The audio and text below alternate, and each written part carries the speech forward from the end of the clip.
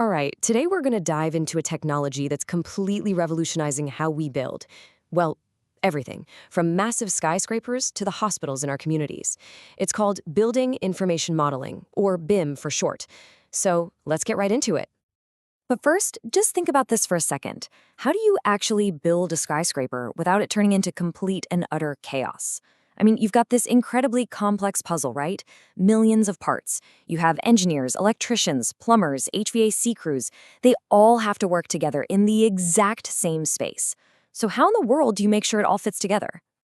Well, for decades, the answer was not very easily. The old way of doing things relied on these giant stacks of flat 2D blueprints. You know, the kind you see rolled up on a construction site. The architect draws one plan, the engineer draws another, the plumber draws a third. And here's the problem. If one thing changes, it's a nightmare to make sure every single other plan gets updated.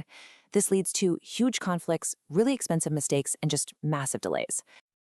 So to really get why BIM is such a huge deal, we've got to first understand just how limiting that old way of building really was. And the difference here is, well, it's pretty much night and day. On one side, you have the traditional 2D plans. They're flat, they're static, basically just lines on paper. But on the other side, you've got BIM. It's a single, dynamic 3D model. And it's not just a pretty picture, it's a database. Every single piece in that model knows what it is, what it's made of, and how it connects to everything around it. Now, this didn't just appear out of nowhere, of course.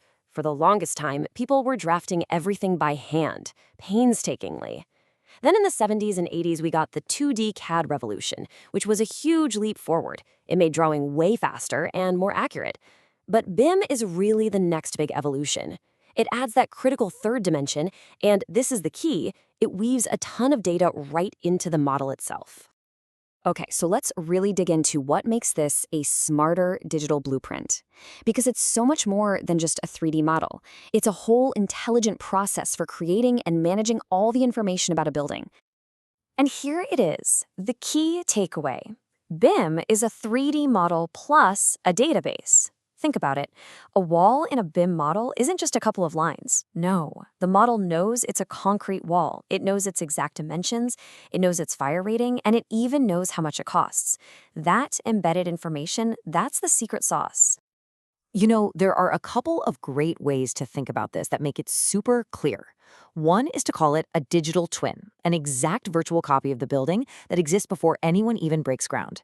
Or, and I really like this one, think of it as a full dress rehearsal for the entire construction job. The team gets to build the whole thing virtually just to find and fix all the problems ahead of time. Okay, that all sounds fantastic in theory, right? But how does BIM actually work on a real-life project? Let's take a look at what this looks like in action. Well, for starters, there's just simple visualization. Instead of squinting at a bunch of complicated 2D drawings and trying to imagine what it'll look like, the client and the whole team can literally do a virtual walkthrough of the building.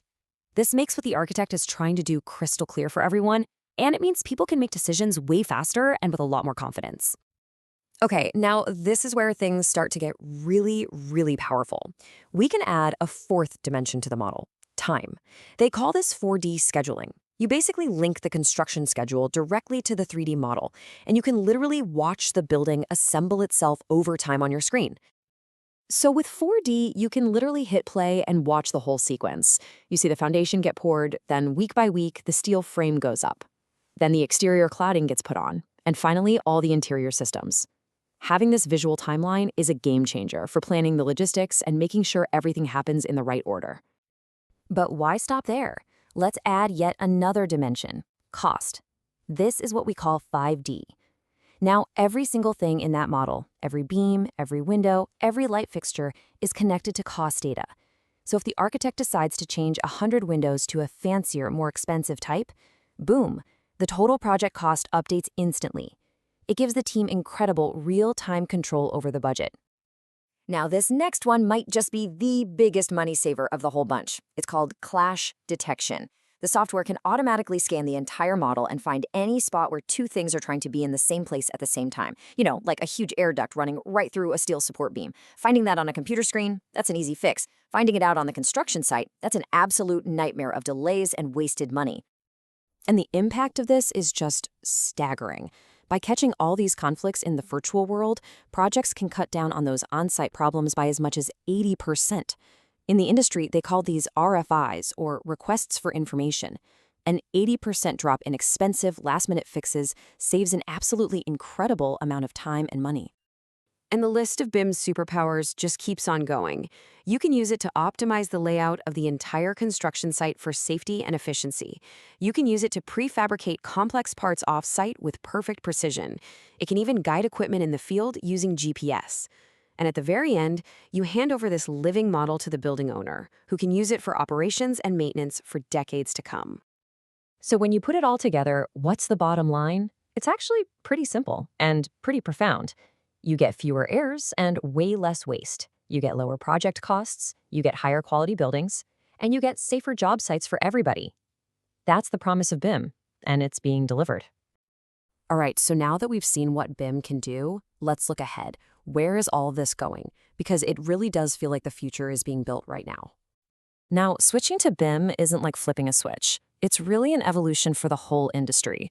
The ultimate goal here is seamless collaboration, where the architect, the contractor, and every single subcontractor are all working together in one shared digital space. We're not 100% there yet, but the technology that lets all the different software talk to each other is getting better every single day. And you know what? The momentum is just undeniable.